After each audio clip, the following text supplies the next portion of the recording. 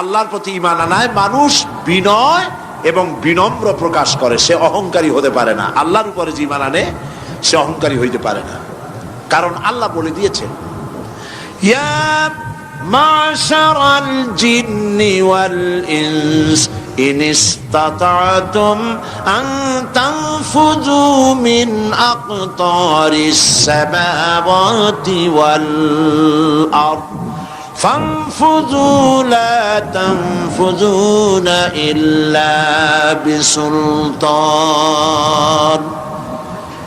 যারা অহংকারী, যারা স্বৈরাচারী, যারা জালিম, আল্লাহ পাক তাদেরকে বলছেন, হে পৃথিবীর মানুষেরা, জেনেরা, যদি সম্ভব করতে পারো, আমার আইন ভালো লাগে না, আমার ইসলাম পছন্দ হয় না, আমার আলেম ভালো লাগে না, আমার কোরআন ভালো লাগে না, অবস্থা যদি এমনটি হয়, বেরিয়ে যাও, বেরিয়ে যাও।